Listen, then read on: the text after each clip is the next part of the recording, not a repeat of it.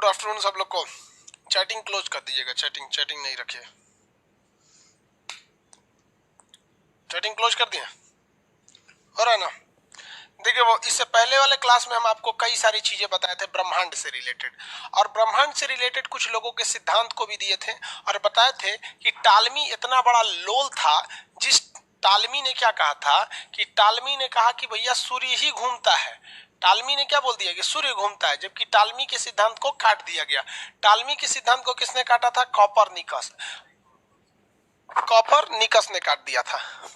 Copernicus ने कहा था कि भैया सूर्य नहीं पृथ्वी घूमती है, लेकिन इसने बोल दिया कि वृत्तीय पथ पर घूमती है। तब आया था कैपलर जो था उसने कहा था कि इलिप्टिकल पाथ पर घूमती है। गैलीलियो इन्होंने एक टेलीस्कोप बना के उसे सिद्ध कर दिया। हब्बल क्या है? तो हब्बल जो एक दूरबीन है जिन्होंने ब्रह्मांड को देखा था और बताया था कि पूरा ब्रह्मांड जो है ना अभी और एक्सपैंड कर रहा है, विस्तारित हो रहा है। ब्रह्मांड के विस्तारण का सिद्धांत दिया था गैलीलियो ने। आगे देखते हैं हम लोग। अब उसके आगे समझिए, तीन चीजें में आप अक्सर कंफ्यूज हो जाते हैं। एक होता है प्रकाश वर्ष। अभी आपको कोई पीडीएफ वगैरह नहीं मिलेगा, अभी ऐसे समझा रहे हैं एक हफ्ता डेमो के रूप में। प्रकाश वर्ष। दूसरा होता है आपका कॉस्मिक वर्ष, कॉस्मिक ईयर। अब ये दोनों में लगा हुआ है वर्ष यानी ईयर, लेकिन ये जो है चीज, ये दूरी का मात्रक है। ये फिजिक्स में पढ़ेंगे दूरी का, यानी एक साल में प्रकाश जितनी दूरी तय कर सकती है उस दूरी को, डिस्टेंस को हम लोग क्या कहते हैं? प्रकाश वर्ष कहते हैं। एक साल में प्रकाश द्वारा तय की गई दूरी। लेकिन हम आपको प्रीवियस क्लास में ये बताए थे कि कॉस्मिक ईयर किसे कहा जाता है। ब्रह्मांड जो है, सॉरी, हमारी जो मंदाकिनी है, हमारी अपनी मंदाकिनी, यानी हमारी आकाशगंगा का नाम क्या है? मंदाकिनी। तो हमारी अपनी मंदाकिनी में जो सूर्य है वो किधर पे स्थित है? किनारे पे स्थित है। सूर्य किधर है? किनारे पे स्थित है। और ये जो चक्कर लगाता है, ये चक्कर लगा के पूरा करता है 25 करोड़ साल में। इस 25 करोड़ साल का जो टाइमिंग है, इस टाइमिंग को हम लोग कहते हैं, हम लोग क्या चीज? कॉस्मिक ईयर के नाम से जानते हैं। ये टाइमिंग हो जाती है कॉस्मिक ईयर। समझ में आ गया कि नहीं आ गया? कॉस्मिक ब्रह्मांड वर्ष जिसे कहा जाता है। अब इसके बाद आती है एक खगोलीय इकाई। ये तो हो गया यहाँ पे। तीसरा समझिए खगोलीय इकाई। खगोलीय इकाई, इसे इंग्लिश में क्या कहेंगे? Astronomical unit. एस्ट्रोनॉमिकल यूनिट, ये क्या चीज हो गई भैया? अभी देखिए, जहां सूर्य है यानी सन है, इसी के आसपास में सारे ग्रह होंगे। तो हमको सारे ग्रह से क्या मतलब है? हमको मतलब है अपना सूर्य से, अपने पृथ्वी से मतलब है। तो हमारा पृथ्वी है, तो ये पृथ्वी तो एलिप्टिकल पाथ पर घूम रही है। ध्यान से समझिएगा, बीच में इधर उधर ध्यान मत भटकाएंगे लोग।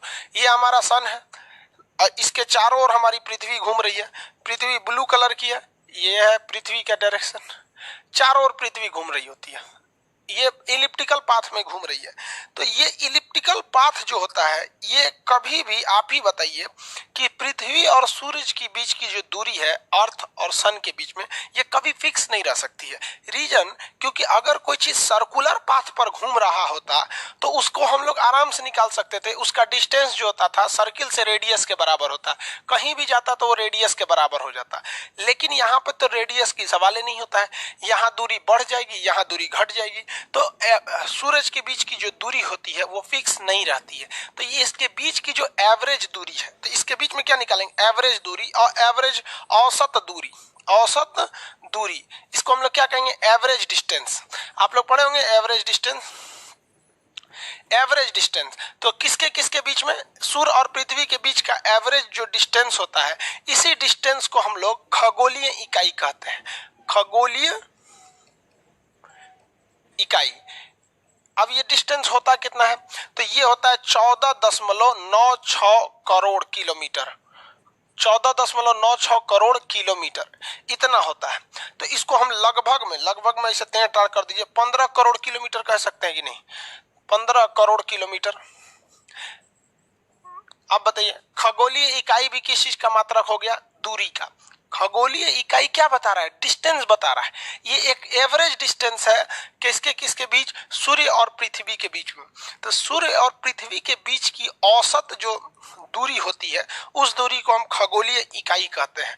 तो इससे आपका अक्सर आप देखे होंगे ये पूछता है कि प्रकाश वर्ष किस चीज को दर्शाता है? तो प्रकाश वर्ष दूरी को दर्शाता है, खगोलीय इकाई भी दूरी को दर्शाता है, लेकिन कॉस्मिक ईयर यानी ब्रह्मांड वर्ष समय को दर्शाता है। ब्रह्मांड वर्ष बताइए कितने समय को दर्शाता है? 25 करोड़ ईयर को, 25 करोड़ वर्ष को दर्शाता है, और ये तो दूरी को बताता है। खगोलीय इकाई कितना होता है? 14.96 करोड़ किलोमीटर। ये होती है आपकी खगोलीय दूरी।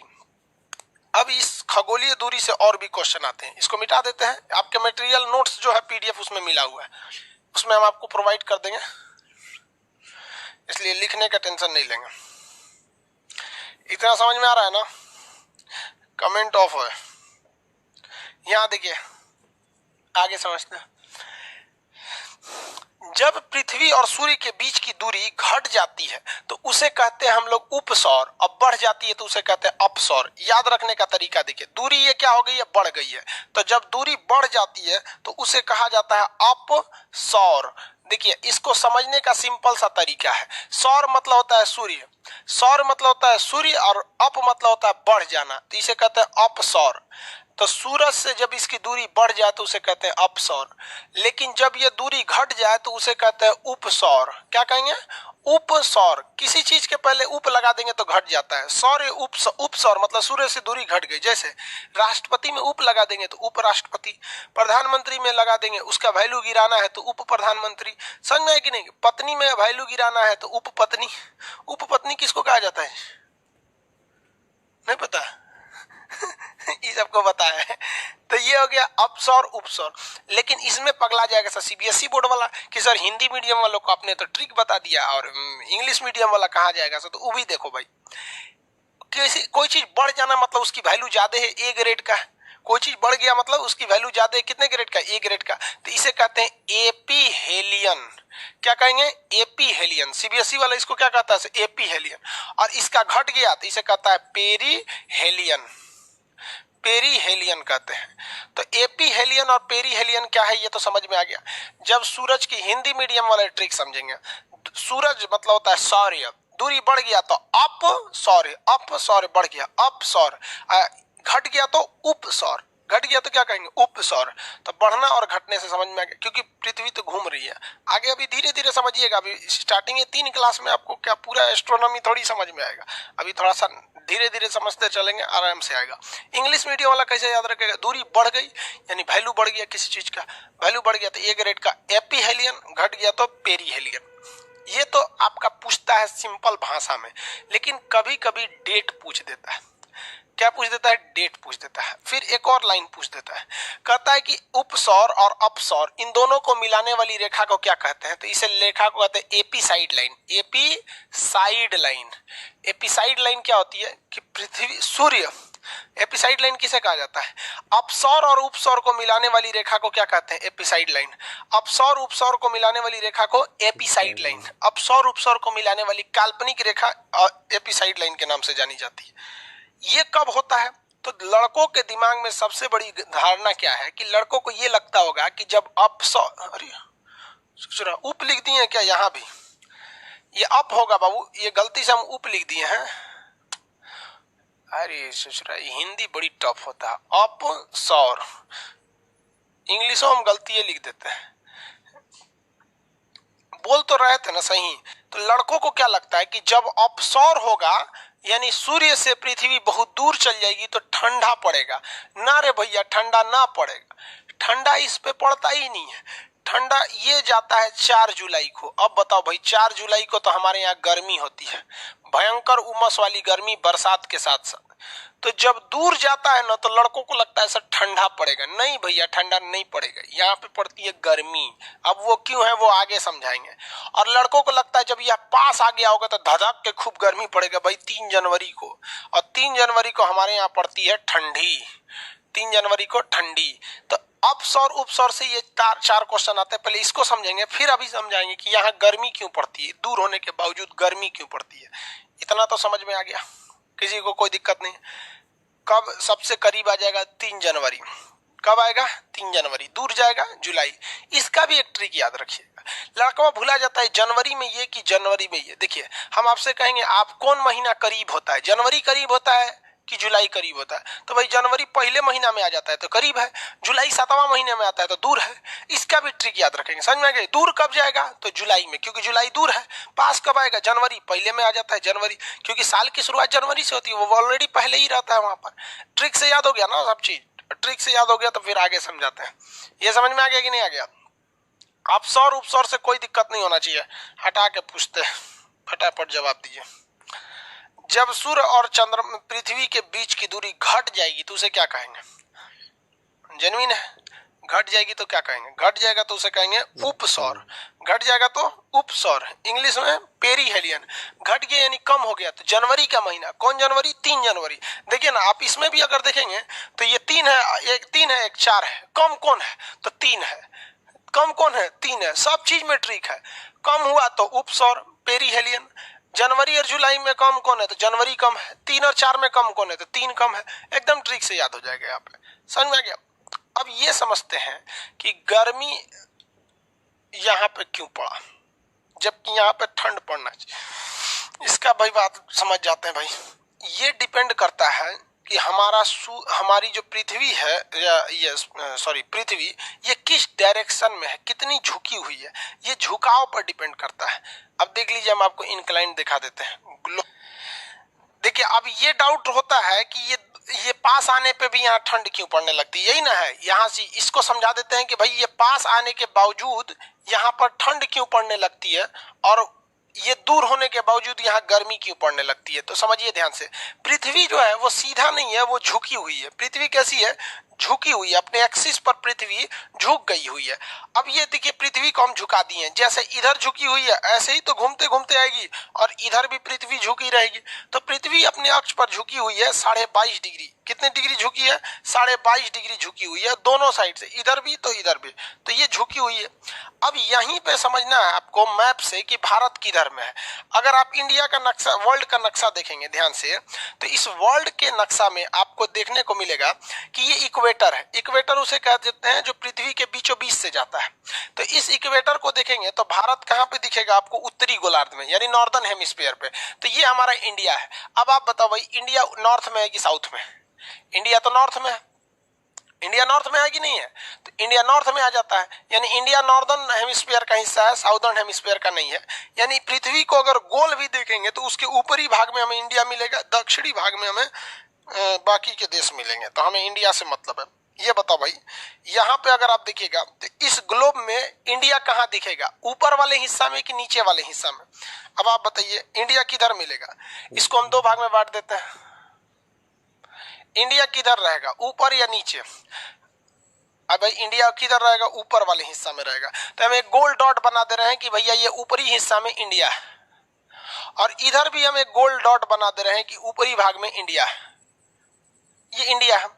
अब आप बताइए कि पृथ्वी यहाँ पर घूमेगी तो पृथ्वी तो ऐसे घूमती है अपने अक्ष पर, दिन रात अभी ना होता है, ऐसे ऐसे घूमती है। तो यहाँ देखिए वो भले दूर है लेकिन सूर्य की किरणें सीधे किस पर पड़ रही है? इंडिया पर। सूर्य की किरणें सीधे इंडिया पे पड़ रही है। तो किरण जो है ना, सूर्य कैसा चल रहा है? सीधा। सूर्य एकदम सीधा चमक रहा है, इसीलिए ये दिन कौन सा पड़ता है? गर्मी पड़ती है। ये दिन गर्मी यहाँ पड़ती है। जबकि यहाँ देखिएगा तो सूर्य की किरणें इस भाग में पड़ रही है, इसलिए यहाँ पर सूर्य जो होता है वो कैसा पड़ता है? तिरछा पड़ता है, तिरछा। इसलिए यहाँ पर क्या पड़ता है? ठंडा पड़ता है। और ये भले यहाँ पर पृथ्वी करीब है, तो करीब होती है कितने तारीख को? 3 जनवरी को। तो 3 जनवरी को ठंडा पड़ता है। ये भले दूर है, 4 जुलाई को ये दूर हो जाती है। तो दूरी भले है लेकिन सूर्य की किरणें तो सीधी पड़ रही है। तो गर्मी और ठंडा सूरज से करीब और दूर होने पे डिपेंड नहीं करता है। गर्मी और ठंडा डिपेंड करता है कि सूर्य की किरणें सीधी पड़ रही हैं या तिरछी पड़ रही हैं। इंडिया जो है वो नॉर्दर्न हेमिस्फीयर का हिस्सा है और पृथ्वी झुकी हुई है। इसका झुकाव इस तरह से है कि जब ये दूर होती है तभी इसका इंडिया वाला पोर्शन सूर्य के आगे आता है, और ये ऐसे आती है जब इधर, तो इंडिया वाला पोर्शन उस साइड में चला जाता है। तो करीब होने के बावजूद भी वहां पे ठंडा पड़ता है। अब हम देखते हैं कितने लोग बता सकते हैं, कितने लोग बता सकते हैं। जरा देखिए कि इस नक्शे में देखिए, इस नक्शे में ऑस्ट्रेलिया को देखिए, ऑस्ट्रेलिया, यहां है ऑस्ट्रेलिया, ये ना ऑस्ट्रेलिया। ऑस्ट्रेलिया में ठंडी कब पड़ेगी? तो ऑस्ट्रेलिया पृथ्वी पे नीचे वाला भाग है, ऑस्ट्रेलिया नीचे वाला भाग है ना, देखिए ऑस्ट्रेलिया नीचे वाला भाग में। अब ऑस्ट्रेलिया में ठंडा देख लेते हैं कब पड़ता है, यहाँ लाल रंग, ऑस्ट्रेलिया ये है नीचे वाला भाग में। अब ये तो उल्टा हो गया, ऑस्ट्रेलिया क्या हो गया, उल्टा हो गया। तो जब हमारे इंडिया में गर्मी पड़ेगा जुलाई के महीना में, तो ऑस्ट्रेलिया में क्या पड़ेगा, ठंडा पड़ेगा। अब यहाँ ऑस्ट्रेलिया को देखिए, ऑस्ट्रेलिया नीचे वाले भाग में है तो ऑस्ट्रेलिया नीचे आ गया।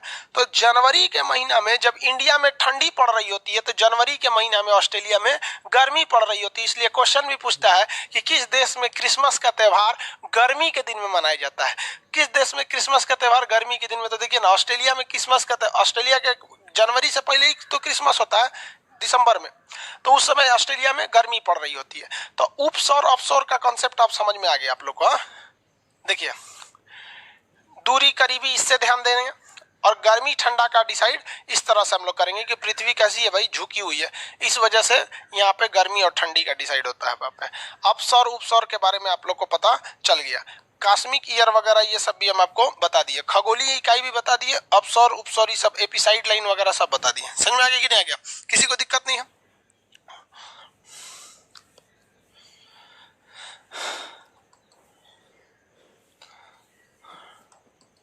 ये हमारी मंदाकिनी है, मंदाकिनी में तो कितने तारे होते हैं, 100 अरब तारे होते हैं। इस मंदाकिनी में ध्यान दीजिए, सबसे हमारा सबसे करीबी तारा कौन है, सूर्य है, सबसे करीबी तारा सूर्य। सूर्य के बाद दूसरा सबसे करीबी तारा, उसको हम किस कलर से बना देते हैं, पिंक से बना दे, किस कलर से बनाए भाई, उसको ब्लू से बना देते हैं। दूसरा सबसे करीबी तारा प्रॉक्सिमा सेंचुरी, लेकिन सूर्य से सबसे करीबी कहेगा तो प्रॉक्सिमा सेंचुरी हो जाएगा। सबसे चमकीला तारा कौन हो जाएगा, तो साइरस, सबसे चमकीला तारा साइरस, सबसे चमकीला तारा साइरस हो जाता है। साइरस का दूसरा नाम क्या होता है, डॉग स्टार, साइरस का दूसरा नाम डॉग स्टार।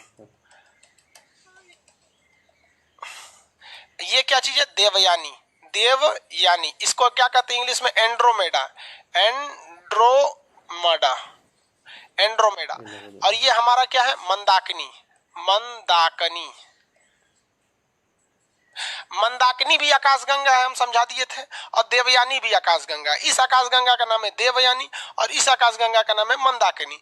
जैसे आप भी लड़का, हम भी लड़का, हमारा नाम खान सर, आपका नाम कुछ भी हो सकता है, मंगरुआ कुछ भी हो सकता है, आपका महिला भी रहेगी तो उस अपना भी नाम चमेली देवी कुछ भी रख सकती है भाई।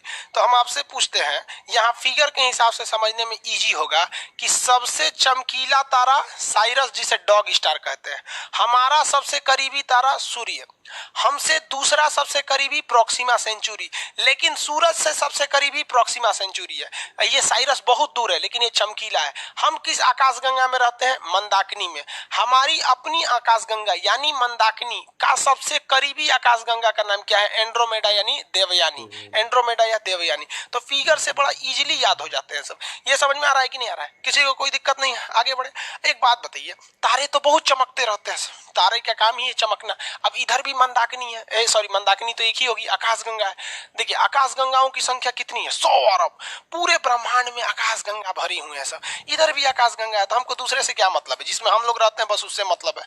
अगल बगल में एक देवरानी देवयानी रहती हैं, उनको भी इधर भी आकाशगंगा है। तो भैया एक बात बताओ, ब्रह्मांड में इतनी आकाशगंगाएं हैं, इतनी आकाशगंगा, उन सारी आकाशगंगाओं से प्रकाश निकलता है क्योंकि वो तारों का समूह है।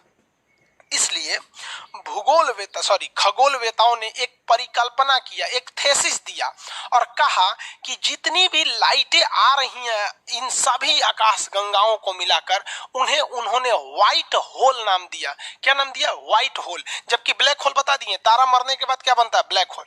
लेकिन व्हाइट होल दुनिया में कुछ है ही नहीं है। लेकिन सीजीएल में कई बार क्वेश्चन पूछा हुआ है कि एक ऐसी परिकल्पना मतलब समझते हैं कोई चीज हकीकत नहीं है लेकिन उन्होंने अंदाजा लगा दिया है एक ऐसी परिकल्पना जिसमें यह मान लिया जाता है कि सारे के सारे प्रकाश एक ही जगह से आ रहे हैं, उस जगह को क्या कहते हैं? तो व्हाइट होल कहते हैं। अरे भैया, व्हाइट होल दुनिया का कुछ नहीं है, इसको सीधे सीधे रट लीजिए, क्योंकि हम पहले ही बोल रहा है कि ये है नहीं। ये क्या है? एक परिकल्पना है, एक थेसिस है, हाइपोथेसिस है।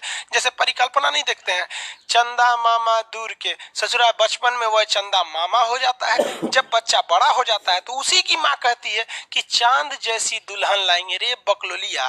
जब बचवा छोटा था तो चंदा मामा थे, अब बड़ हो गया तो ओकरा दुल्हन बना दो, मतलब ये कौन कांड करना चाह रही है तुम?